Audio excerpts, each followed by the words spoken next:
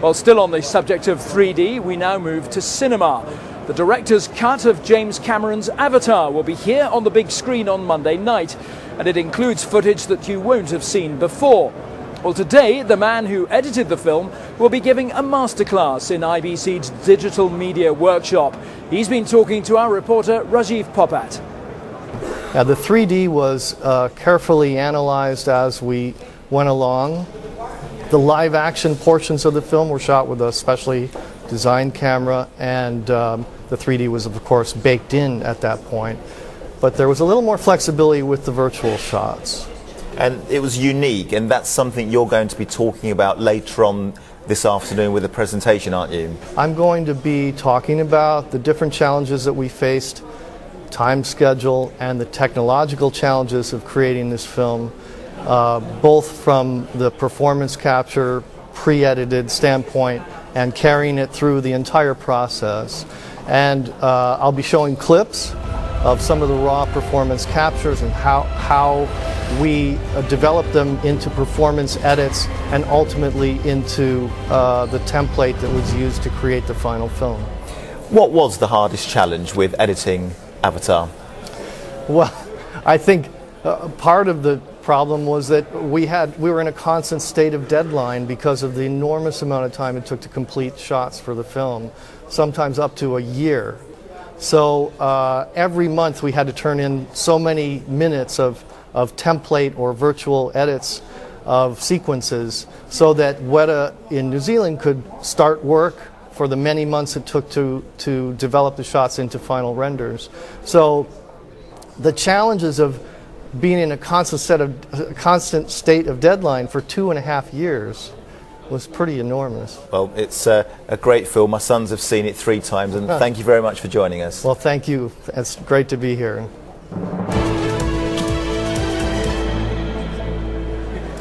I'm in the production village in Hall 11. It's where you can come and compare a huge range of the latest cameras side by side. You can attend some training sessions, free hands-on training sessions in all manner of skills from some of the world's leading experts. But it is also the home of IBC TV News. This is where we're based and from where we produce our daily programme all about the show. Come inside and have a look. IBC TV News was one of the first news programmes to be shot in HD. This year we're again using JVC cameras. Our operation is fully tapeless with recording direct to memory cards. This is the way that most news operations are going now.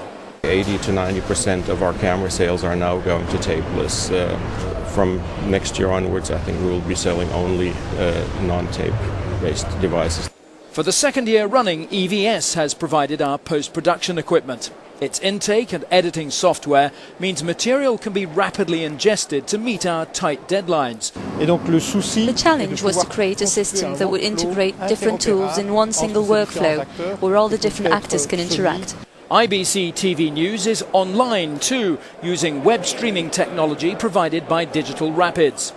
And this year we've got another online feature to get you more involved with the show than ever before. IBC TV News has teamed up with Forbidden Technologies to allow companies who've been featured in our broadcasts to edit and use our shots in their own publicity. This is a very useful feature to have at IBC. And if you'd like to email us, the address is ibcnews@hotmail.com. Now, every day we'll be taking a close look at some of the many eye-catching products on show here. Today, Paul Brand has been touring the halls. With all eyes on 3D this year, it might seem an obvious choice. But while you're bound to have seen sport and wildlife in 3 dimensions, you probably haven't seen yourself, which is why Digital Media Centre are offering the chance to do just that.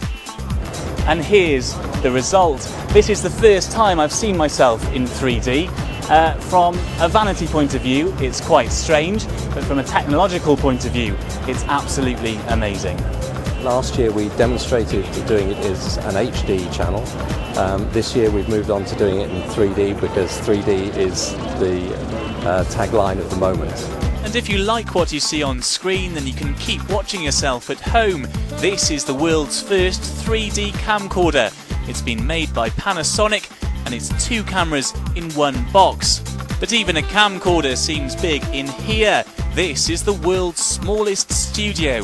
Wireworks have squeezed everything you need into a smart car, using it to make adverts and mini programmes.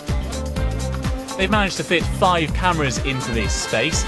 Along the front there are 3 microphones, and in the back they've crammed in all the batteries and recording equipment. It's pretty easy to use. Everything is automatically. It's automatically focused, automatically iris, so everything is automatically, so you don't need any technique to use this car. And if you want a view from the air, then this quadcopter will give you a steady one. Unlike a helicopter, it has 4 blades, which makes it more stable and easier to manoeuvre. We just recently made a shooting in between trees in a wood, and even in between tight gaps, the quadcopter can approach very close to the objects. So whether your view's from the air, on the road or in 3D, there's plenty to catch the eye at this year's conference. Paul Brand with his pick of some of the most eye-catching products here at IBC. Well, that's just about all we have for you today. We'll be back at the same time tomorrow, and you can also catch us online and on your mobile. But we'll leave you with some pictures from last night's IBC party. Have a good day's business. Touch me.